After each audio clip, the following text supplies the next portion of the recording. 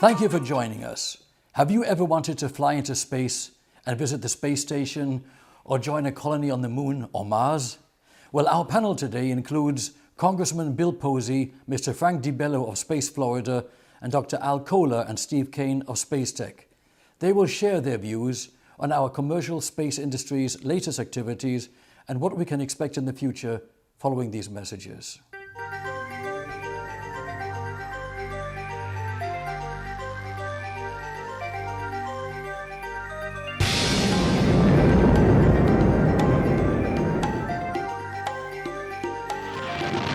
We have liftoff.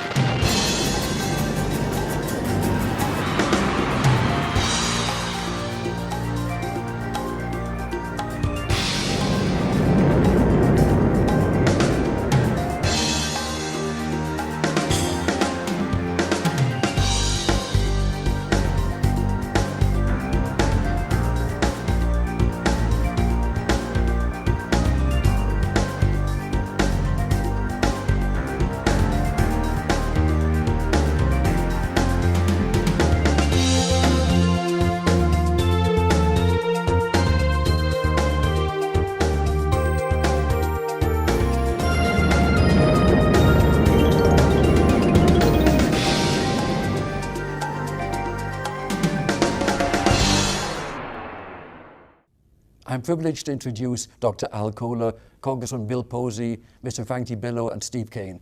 Gentlemen, it's a pleasure to have you with us today. Good to be here.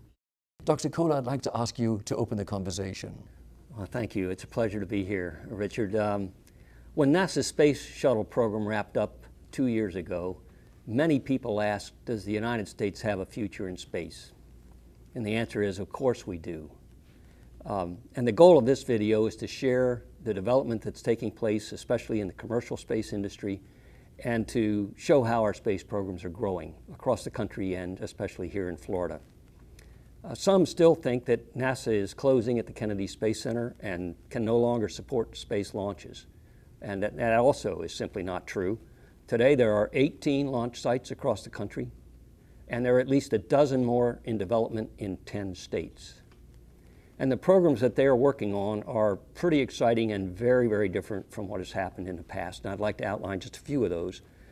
Probably you've already heard of SpaceX with their Falcon rocket and their Dragon space capsule to do resupply missions to the space station. What you may not have heard of is Grasshopper, which is their vertical takeoff and vertical landing vehicle, which has now been successfully tested a couple of times, and they're coming on very strong. There's another company called Bigelow Aerospace, derivative out of the hotel industry, that has 2 payloads that are flying with inflatables that actually will be the forerunners for hotels in space. They fly collapsed as you would take a tent on a backpack, and when they get to space, they inflate and become habitats for humans. A third is Blue Origin, which is vertical liftoff and landing again, another vertical, the New Shepard rockets. Orbital Sciences has the Antares rocket and the Cygnus spacecraft for space station resupply. Virgin Galactic, I'm sure you've heard of, that's Spaceship Two. They'll be flying tourists to space probably in the coming year.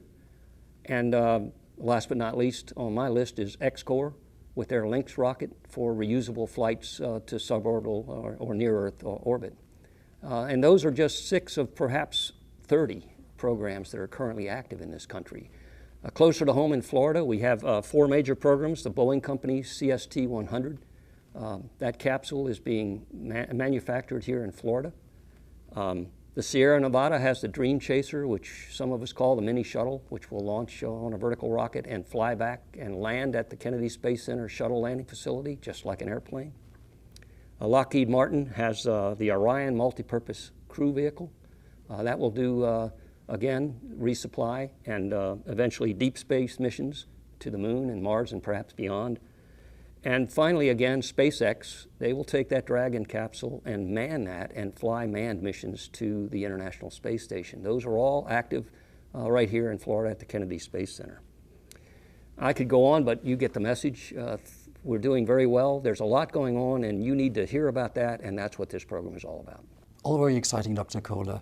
Mr. DiBello, what's happening right now in Florida? Well, I would point to three things. First, as Al mentioned, the commercialization of space activity is most significant.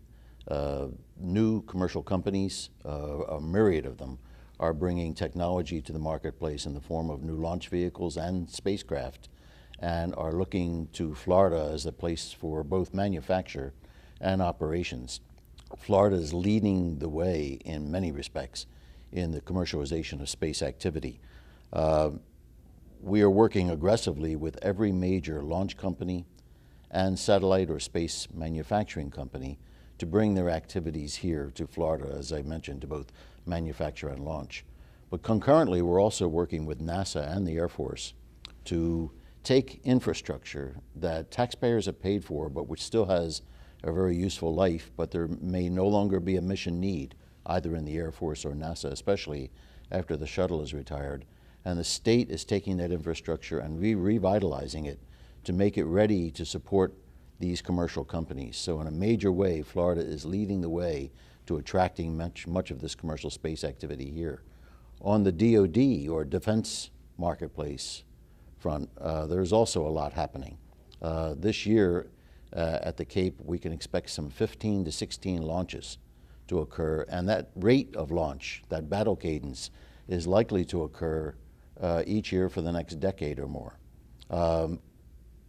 This is significant because, as Al mentioned, many people do think that the program ended in Florida with the shuttle retirement, but on the day of the last shuttle flight, there were 6 vehicles on pads at the Cape being prepared for launch.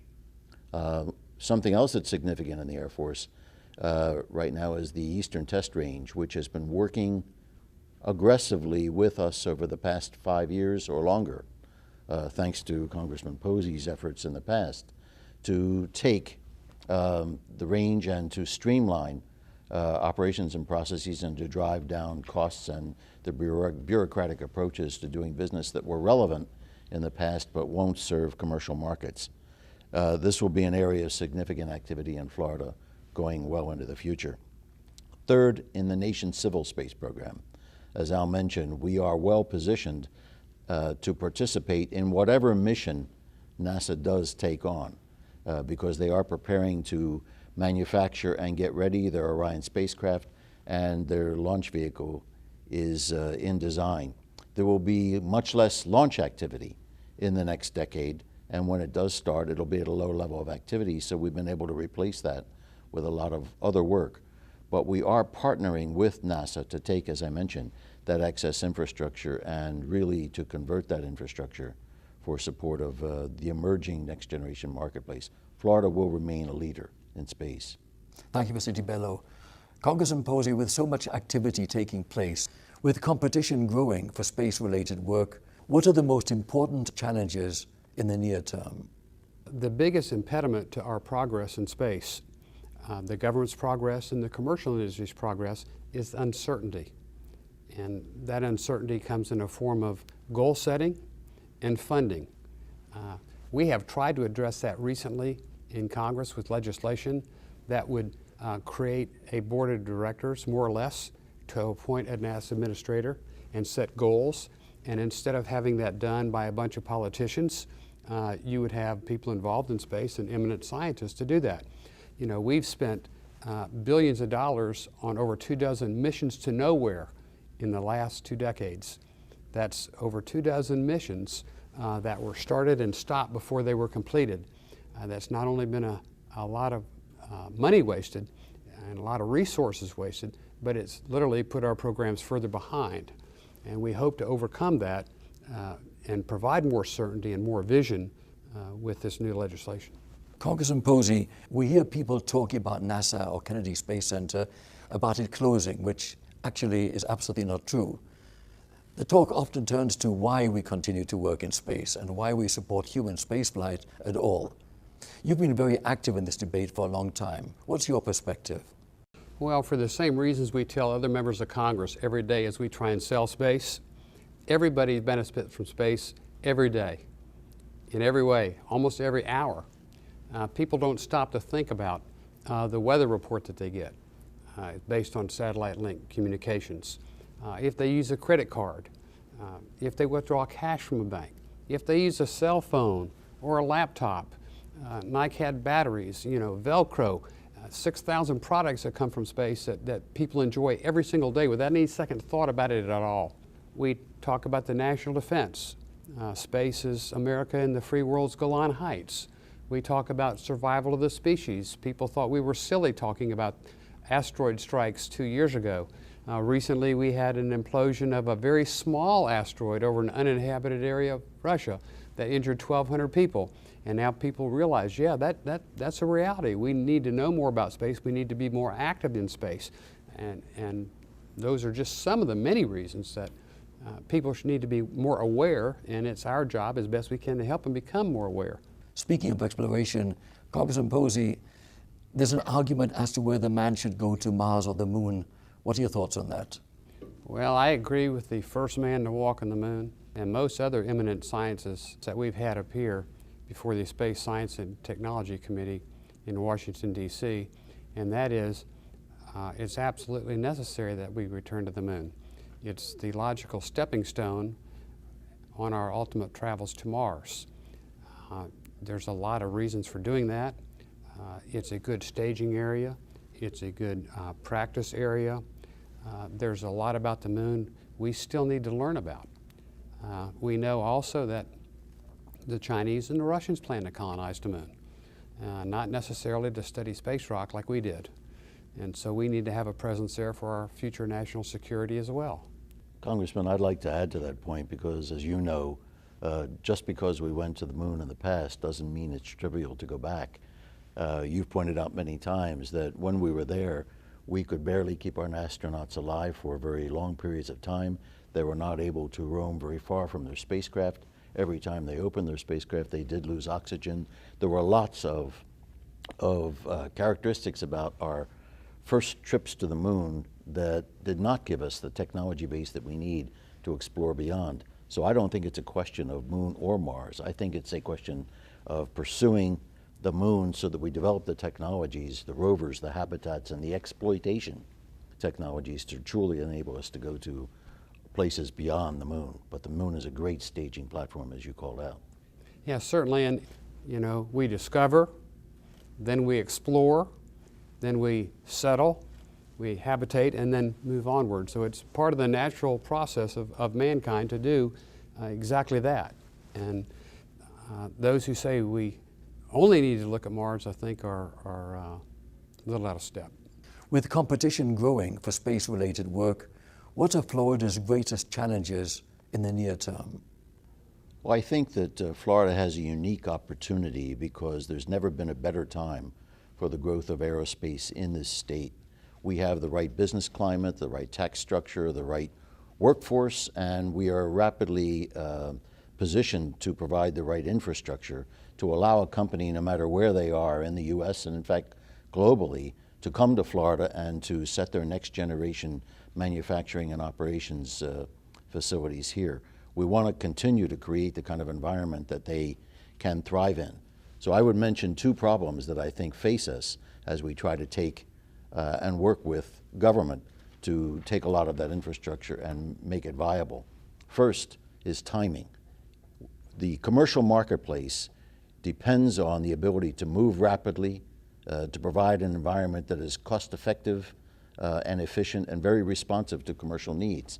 This requires an ability to bring capabilities to bear rapidly, which is not always easy when you're partnered with government to try to take that infrastructure and commercialize it.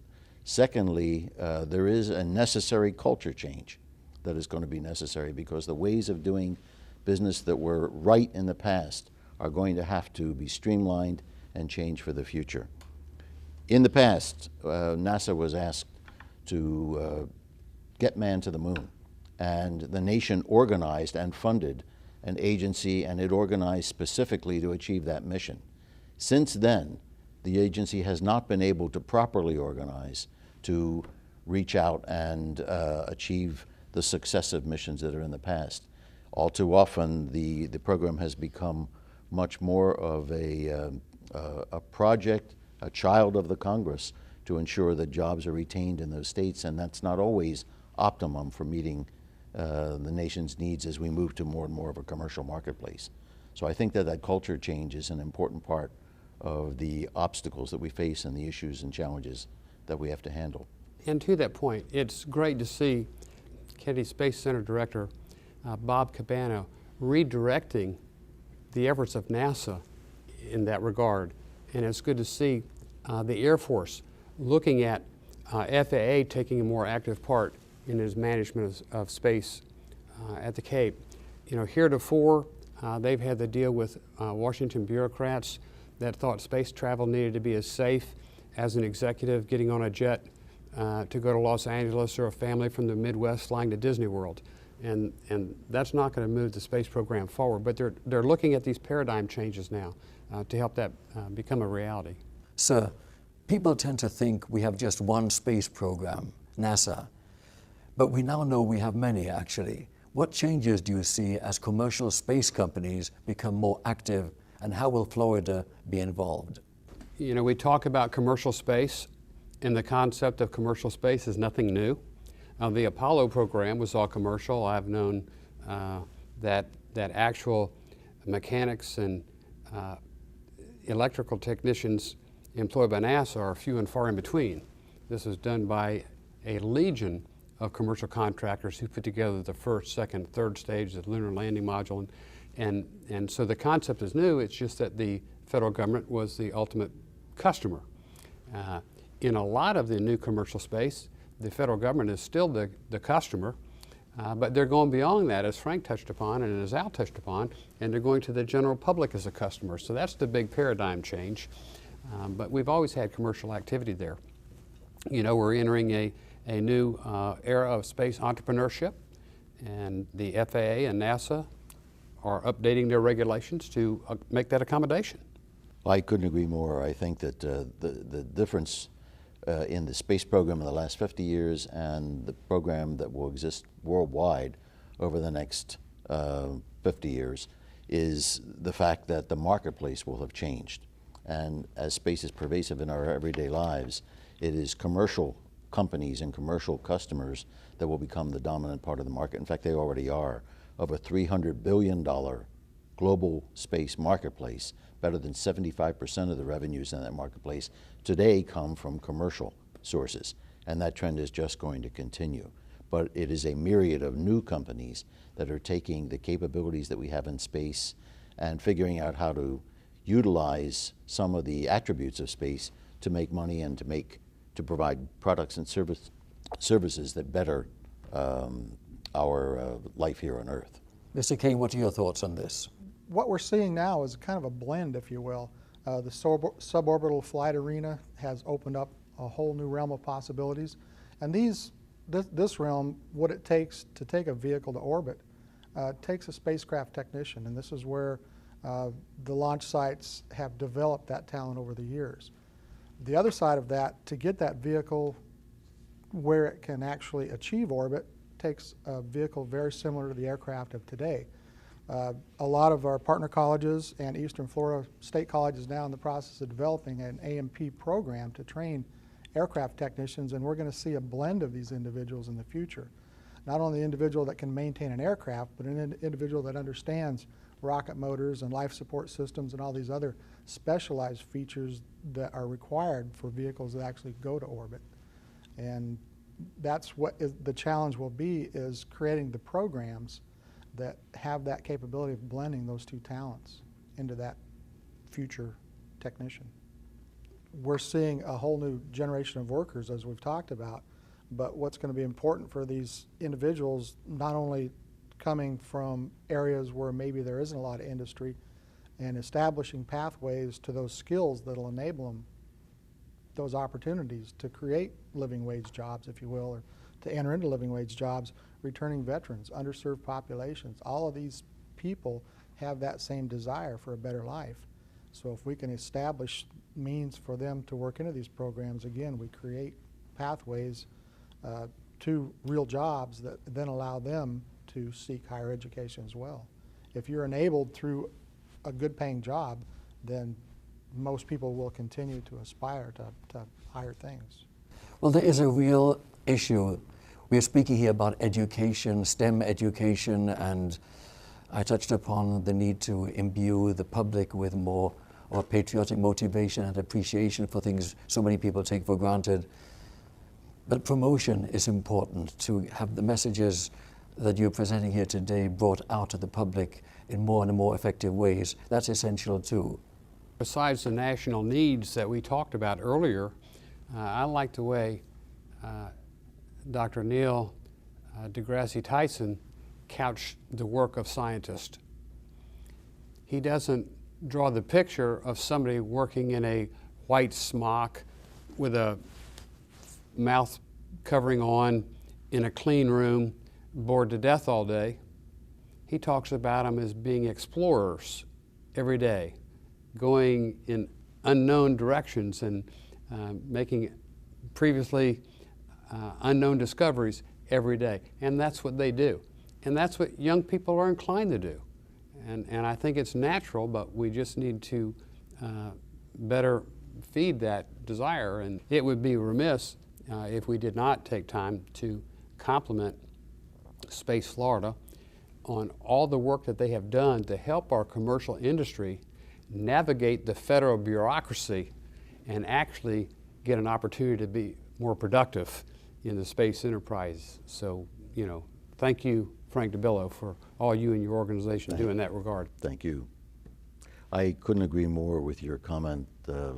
Certainly thank you for the expression of gratitude to Space Florida, but it's a team of people that really see and are willing to work hard to keep Florida in the lead in space and to make the next generation of space activity very, very relevant for Floridians. I agree with you that our youth do need to see themselves as explorers, and science and math are the tools for doing that, whether they are exploring in an agricultural field to develop new food crops, or doing something to help our climate and our environment, or working to produce new products and services. It is an exploration into new areas, and that's going to spawn the innovation that we need to continue to drive our economic well-being in the future. A lot of young people would like to be explorers. Yes. If they had a choice of occupations. If they said, we're hiring explorers, you'd probably have a pretty long line. If you said, we're hiring something else that's generic and worn out and looks boring, the line's going to be short. But I think the explorer line would be long, and we just need to recruit more explorers. Would anyone else like to add to this? In response to this innovation need that we have as a nation and as a world, I get asked that question a lot about why our youth are not as interested in STEM careers. And I suggest that they are interested in science, they are interested in math. They are simply seeking careers that are relevant and have a contribution back to society. They want to do something meaningful. So we need to show them they want a career that's authentic, and we need to show them the relevance of what they pursue to our everyday lives. That's why I believe that they've lost some of that view of the aerospace industry and even of our space program, but they haven't as far as crime scene investigators go, or other programs that are popular that show them the value of science in everyday life. I think if we can go back and do that again with space, and there's no reason why we don't have more than enough material to work with, we'll attract kids back into the science world. Well, I think you're absolutely right. I would go back to Congressman Posey's comments earlier about and yours as well, about the need for a plan and a set of goals that can show a continuity that builds not a job, but a career. Those are the crime scene people. That's a career, essentially. And kids pretty early in life can sort out which ones are going to make sense and which ones aren't. And you're right about the relevance piece. I think the R word is one of the most important pieces of what we're missing in the curriculum today. And go back to Steve's comments about technicians. If you look at the curriculum for technicians, most of the textbooks in our systems today are written for engineers, not for technicians. And most of those industrial arts classes that we had in high school a long time ago have gone away. Some of that needs to come back. And that's why I think the manufacturing sector is so important. We didn't talk a lot about that today, but it's embedded in what we're doing, and for the first time at the Kennedy Space Center, manufacturing spacecraft here, as well as assembling and launching from here. which has been our forte for a long time. That will make new jobs that are relevant and that we can teach to. And I think that's kind of been what's lacking, is just the ability to have people understand. It just hasn't been, you know, NASA tech briefs are read by engineers, and that was NASA's primary vehicle to move that technology out of NASA to let everybody know. But research organizations and engineers read those, but that doesn't necessarily communicate to the general population. So a lot of people don't know. They think those things were just technological leaps that occurred. But there are a myriad of examples that are out there, and if we do open up the architecture so that commercial companies can figure it out, they'll figure out how to use a technology or exploit an attribute of space to make money. And if you take a look at GPS as a good example, there's both the position signal and the timing signal. And there are thousands of companies that have figured out how to use the position signal to provide information at the retail level that is very, very useful as you're driving around, or farmers looking at their field to correlate or that with weather information or map information. So these information products and services are spawned by a space capability that was enabled. Well, this is all very fascinating. Dr. Koller, please conclude with a final thought here. Well, there's a ton of really new and exciting activity that looks very different from what the space program of 30 years ago, 40 years ago. It's been 44 years now, I think, since we last set foot on the moon, or pretty close to that. We're going to go back. When we go back is in question. How we go back is in question. But whether we go back, in my opinion, is not in question. We all agree that forcing technology forward is absolutely essential to the future of our lives here on Earth. And space exploration is the magical key that turns on an awful lot of interest and support. And I hope that the people who watch this program take the opportunity to find their place in our space program, because it took a nation to get us to the moon. It's going to take a nation to get us back to the moon. You're correct, Dr. Koller. Remember Neil deGrasse Tyson's famous quote that investing in space is the only thing our Congress truly does to benefit the next generation. Gentlemen, this has been most interesting. I want to thank you very much for joining us today. Thank you.